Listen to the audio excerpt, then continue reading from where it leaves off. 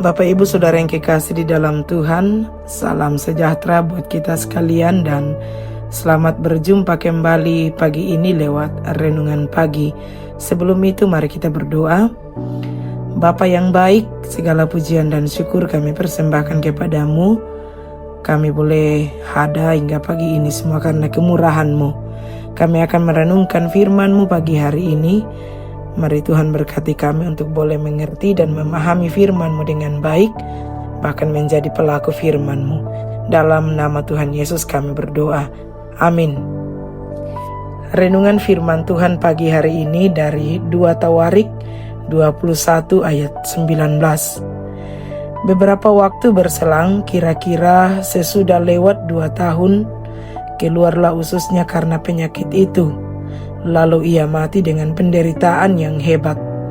Rakyatnya tidak menyalakan api baginya seperti yang diperbuat bagi nenek moyangnya.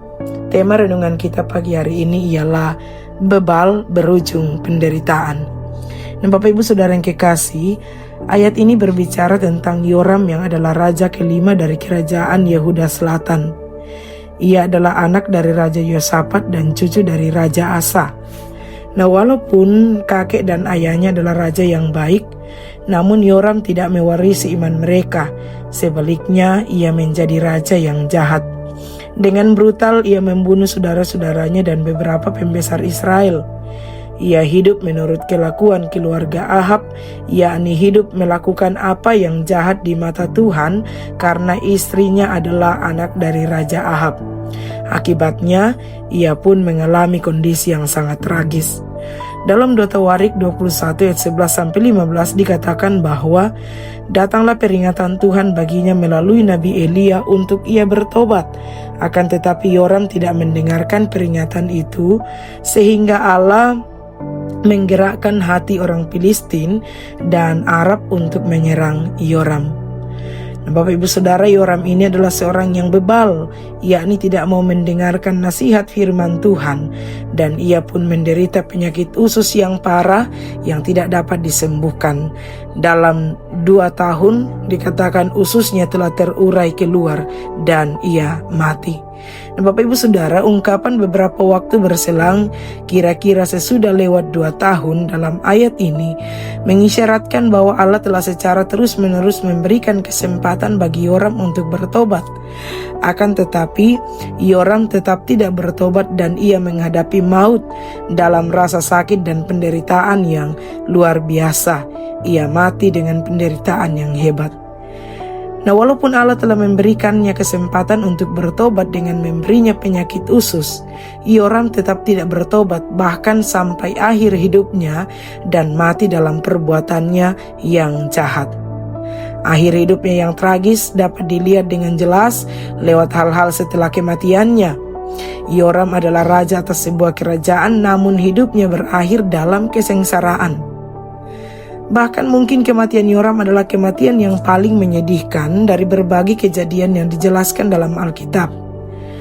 Walaupun ia adalah seorang raja dari sebuah bangsa yang wafat, dikatakan bahwa tidak seorang pun yang menyalakan api sebagai penghormatan untuknya. Hal ini berarti bahwa tidak ada sedikit pun tanda rasa sedih yang ditunjukkan pada saat kematian Yoram.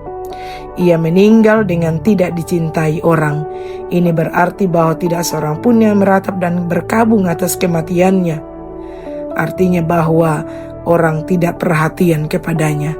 Begitu tragis perjalanan hidup yang ia alami akibat dari kekerasan hatinya dan tidak mau tunduk pada Allah.